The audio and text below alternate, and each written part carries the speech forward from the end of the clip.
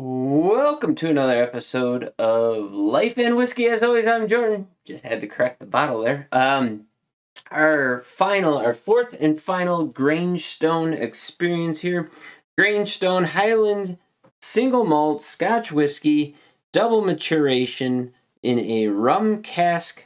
This is a rum cask finish. Now, I said this one has the darkest color of the four, although you wouldn't really know because all four of them are very, very light in color. That rum cask tends to put some of them sweeter notes in there. Some of the sweeter notes in there. I did like that sherry cask. The bourbon cask was kind of eh. The 12-year was eh. The sherry was still eh, but it was better than the other ones. Or at least it had just one slight layer more to it. So let's dive into this rum cask and see if that brings anything to the table. Again, this is a 50 ml bottle purchased at Total Wine and Spirits in Indiana. $2.19. I don't know what a 750 goes for, but they had cases and cases of it. I didn't really pay attention to it because it was something I had never heard of. Turns out William Grant and Sons, along with Quality Spirits International, they own the brand Grangestone. I'm pretty sure they have a deal with Total Wine and Spirits.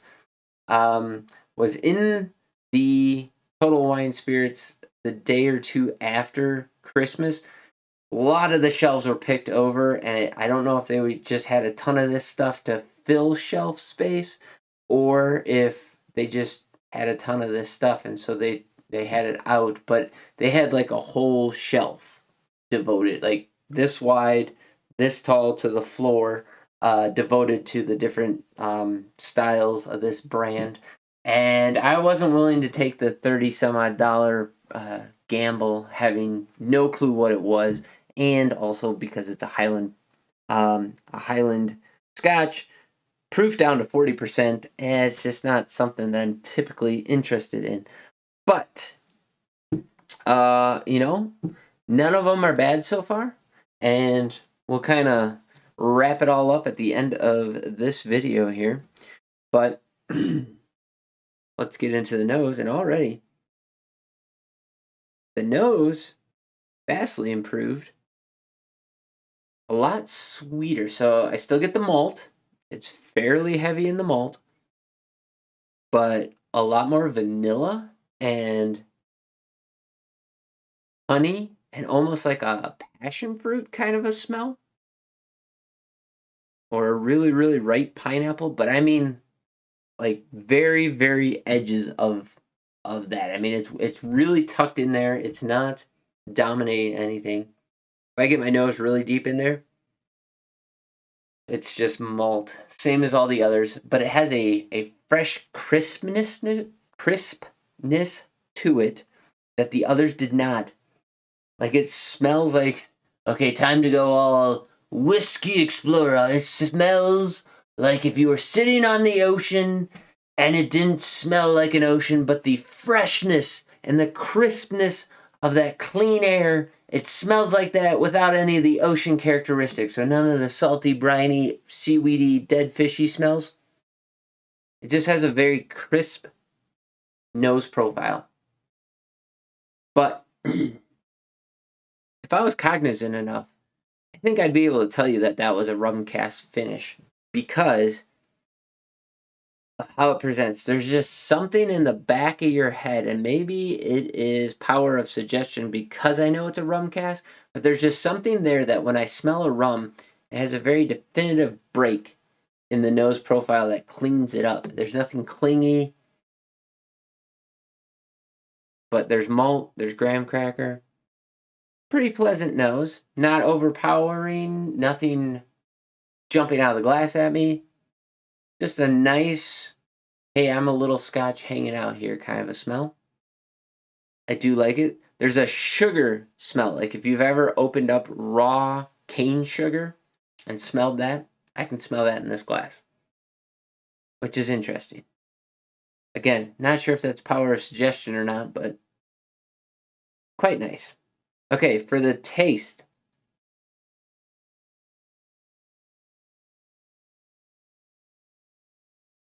Again, we're at 40%, watery thin up front, the same creamy mouthfeel. Now, I am not certain that all 4 of these have the same whiskey in them, but it sure tastes like it. They have the same malty forward profile, the same creamy mouthfeel to them, and the same wateriness up front, and all the actions at the tail end of the mid palate before you get into the finish.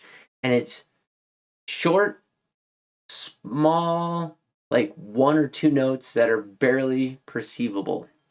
So you get watery thin nothingness and watery thin profile, but a creamy mouthfeel that hits, like this viscosity hits in the beginning, carries through the mid and into the finish. But at the tail end of that mid palate, you pick up with this malty graininess, graham cracker, a little bit of vanilla. Leading into that is just a slightest honey, and then on the finish, it's like a I don't know how to describe it because it's not a syrupy sweetness. So if you tamped down, if you've ever tried sugarcane, now when I was a kid, we spent a month down in the country of Panama, and they had sugarcane that you could just buy like a section of sugarcane and gnaw on it. And I remember eating it, and that flavor, like, yes, it's sugar, but because it's not concentrated and dried out like granulated sugar is, it's sweet, but it has a planty flavor along with it, a characteristic to it.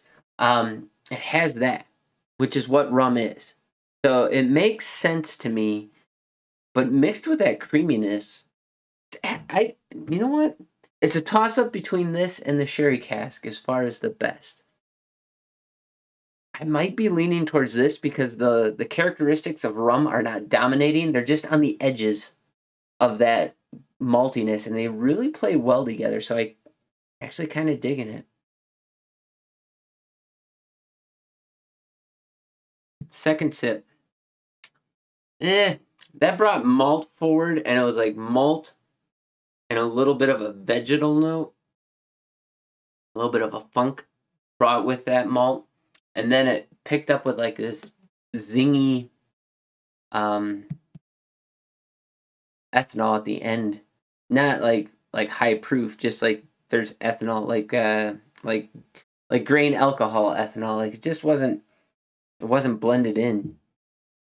It's almost like everything that I was really liking about that first sip just completely got kicked out of the way on that one.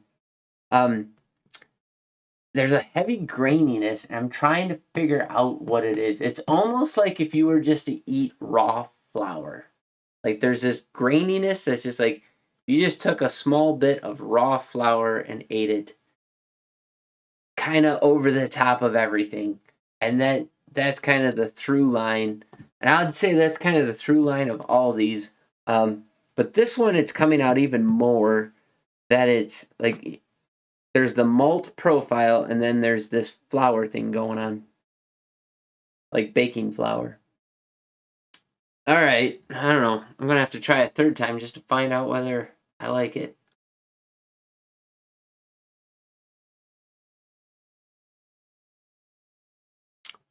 The more I drink it, the more separated out it becomes, where I'm getting this really astringent ethanol bite on the back end of it that's just ruining everything about it.